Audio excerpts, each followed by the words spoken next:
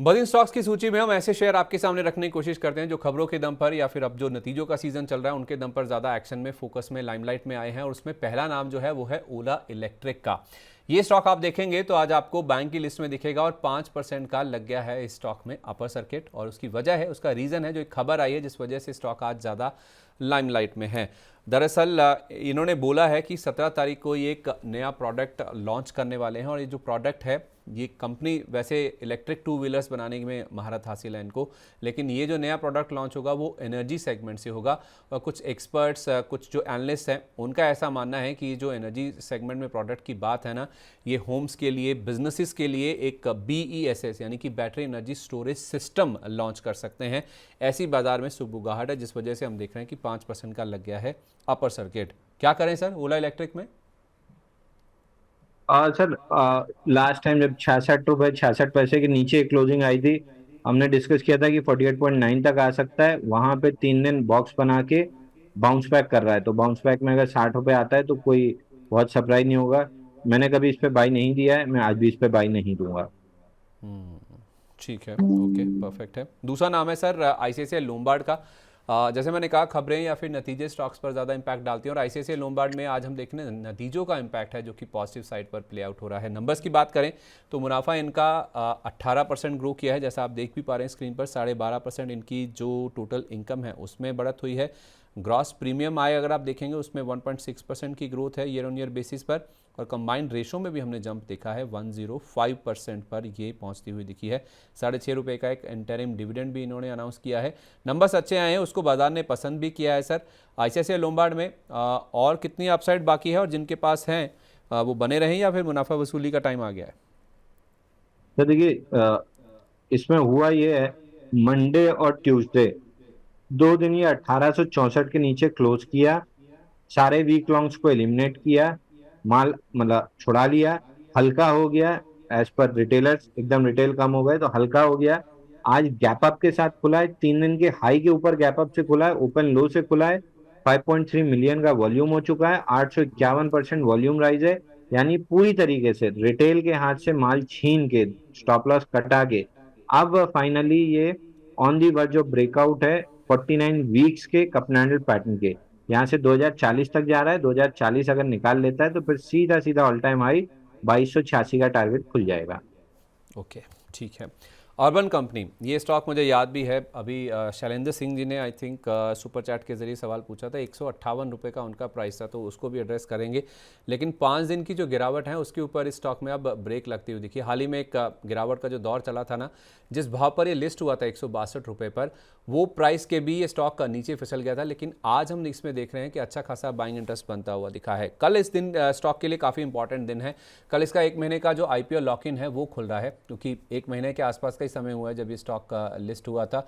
और करीब करीब 4.25 करोड़ शेयर या टोटल आउटस्टैंडिंग इक्विटी का देखें तो 3% के आसपास है, जो कि कल लॉक इन खुलता हुआ दिखेगा। ट्रेडिंग के लिए शेयर अवेलेबल होंगे, बिकवाली के लिए आ जाएंगे या बिकने के लिए आ जाएंगे ऐसा नहीं है, केवल ट्रेडिंग के लिए अवेलेबल हो जाएंगी 3% इक्विटी। तो उससे पहले हम देख रहे हैं कि स्टॉक में कुछ एक्शन बनता हुआ दिख रहा है।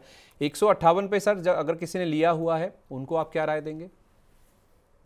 सर, 161 रुपए 37 पैसा लिस्टिंग डे का लो था, उसी को रिटेस्ट करने आया है। अगर आज 162 के ऊपर क्लोज करता है, थोड़ी सी तेजी बन सकती है। लेकिन ये जो अनलॉक हो रहे हैं शेयर, अगर ये बाजार में बिकने आए तो जो लो बना है 150 के आसपास का, ये डेंजर में रहेगा। मैं अगले 2-5 दिन स्टॉक में तो ट्रेड नहीं करूंगा। ये सारी लॉकिंग्स जब तक नहीं खुल जाती हैं तब तक मैं ट्रेड नहीं करूंगा। लेकिन टेक्निकली स्पीकिंग 162 के ऊपर तेजी बन सकती है। बट ये अनलॉक हुए शेयर अगर मार्केट में बिकने आए तो गिरावट बढ़ेगी। इसलिए 1-2 दिन छोड़ दीजिए स्टॉक को, उसके बाद देखते हैं क्या करना है।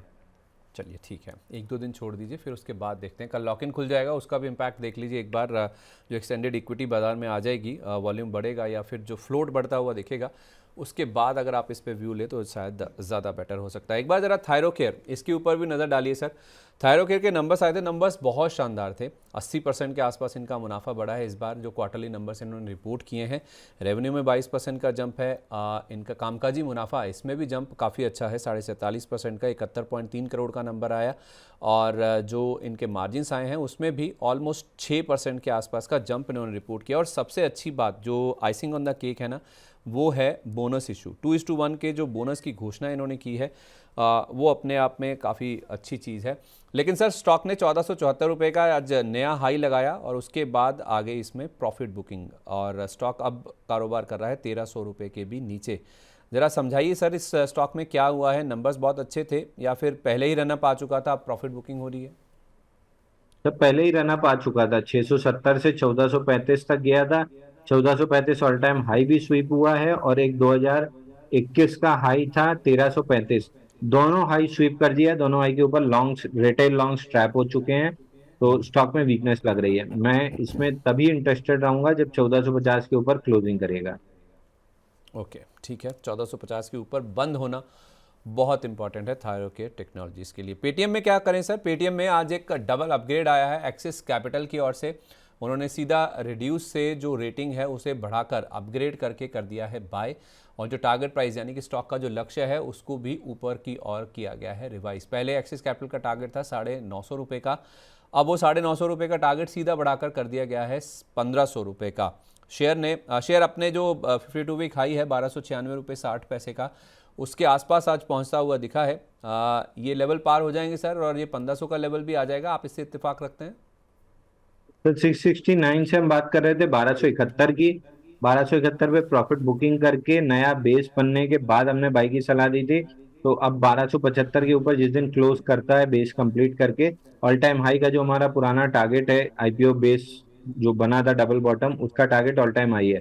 तो 1271 के ऊपर राउंड फिगर 75 पकड़ लीजिए, उसके ऊपर जिस दिन क्लोज करेगा टारगेट खुल जाएगा इसका ऑल टाइम हाई का। तो मेरा व्यू ऑल टाइम हाई का है, बट बाइंग में 1275 के ऊपर करना स्टार्ट करूंगा। 1275 के ऊपर आप बाइंग करना इसमें शुरू करेंगे। एक बार सर एक रियल एस्टेट प्ले है गोदरेज प्रॉपर्टीज़, इसको भी देख लीजिए। गोदरेज प्रॉपर्टीज़ में आज सुबह खबर थी कि इन्होंने बेंगलुरु में एक सरजापुर रोड के करीब 26 एकड़ का प्लॉट खरीदा है, एक लैंड पार्सल खरीदा है। और इस प्रोजेक्ट का, इस लैंड पार्सल का जब वो डेवलपमेंट करेंगे तो उसमें से जो एस्टिमेटेड रेवेन्यूज़ हैं वो करीब 1000 करोड़ रुपए के आसपास के हो सकते हैं। अच्छा चला है सर ये शेयर, वॉल्यूम बेस्ड बाइंग इसमें दिखी है। 2000 के आसपास एक अच्छा बेस बनाने की कोशिश की है। ये जो आज का अपमूव है ये दिखा रहा है कि आगे अपमूव और सस्टेन हो सकता है। 2192 रुपए तक का बाउंस बैक आ सकता है, लेकिन रियलिटी इंडेक्स में 10% की डाउन साइड दिख रही है। तो ये अकेला कितना वीर बहादुर खड़ा रहेगा मेरे को नहीं पता, बट मेजॉरिटी स्टॉक्स नीचे लग रहे हैं, तो कहीं ना कहीं इस पे भी प्रेशर रहेगा, और ओवरहेड सप्लाई भी है पीछे। तो 2192 के ऊपर मेरे को ज्यादा जाते हुए दिख नहीं रहा है। चलिए ठीक है, 2192 तक का एक अपमूव इसमें आ सकता है। उसके ऊपर जाएगा नहीं जाएगा, उस भाव पर आएगा तो एक बार इसको आप रिव्यू भी करके चल सकते हैं।